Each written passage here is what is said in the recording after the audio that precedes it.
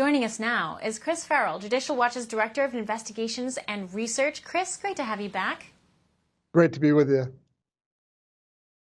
Chris, Judicial Watch sues for answers on so many categories, so many issues, but this is one of the more important stories, I think, in recent memory. There are so many things that are unanswered at this point. I mean, where do you start with Judicial Watch? I know you've asked for records from the Secret Service and DHS, but it seems that this is a very slow process. It seems like we won't get answers for a long time. You're correct. Look, the institutional reaction from whether it's Secret Service or Homeland Security or the FBI or Department of Justice is to deny and delay and obfuscate. That's the standard practice. And only once we get these agencies in front of a federal judge do they have to explain why it is that they simply can't provide basic records, facts. They're stonewalling Congress. They're certainly going to stonewall us in our requests, and only through court process can we force them to generate these records. Here's the other thing. We're very fortunate. We have sources inside the Secret Service.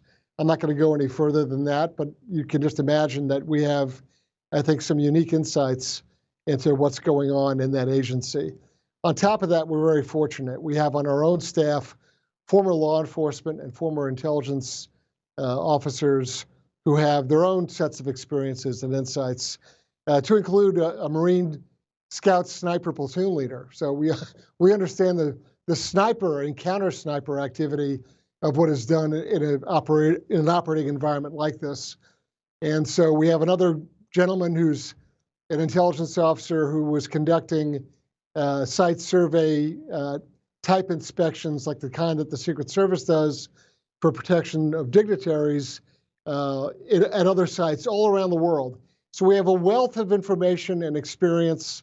We have an incredible staff here. And so when they look at a situation like what happened with the president, and it comes to formulating questions, asking awkward, inconvenient, questions that agencies really don't want to answer, we know what we're doing. And we have something like 36, 38 requests pending.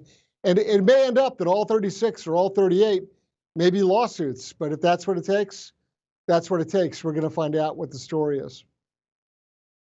Incredible that that's what it has resorted to, especially in the last 10 years. I mean, Judicial Watch has been on the forefront of exposing so many inconvenient institutional stories, but the only way you got them was through the judicial system. And even then, it's questionable because we're now in a time, Chris, where we're questioning even the integrity of the judicial system. We question the biases of judges that we take these cases in front of. We question just the process. And I think that's such a dangerous place to be as a country. Yeah, I mean, I'll give you, this is kind of a blast from the past, but I think it's very relevant. Going all the way back to Hillary Clinton's email server and the Benghazi attack, it was a State Department attorney who decided that he couldn't perjure himself.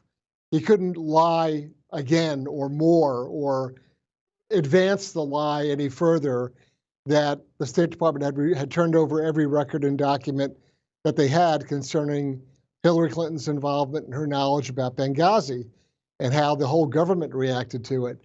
And so, we went to court, we sued, the government came in, they swore, oh, they gave us everything.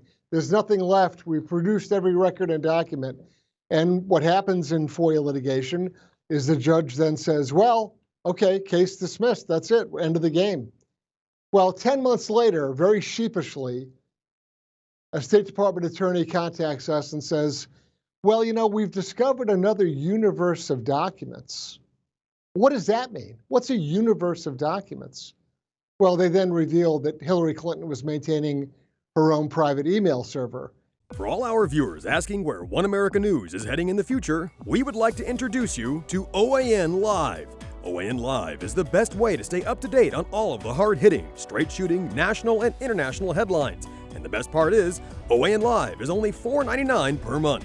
All the credible, honest, unbiased reporting One America News offers at a fraction of the cost of cable. Just go to OANN.com to easily sign up for OAN Live and stay informed.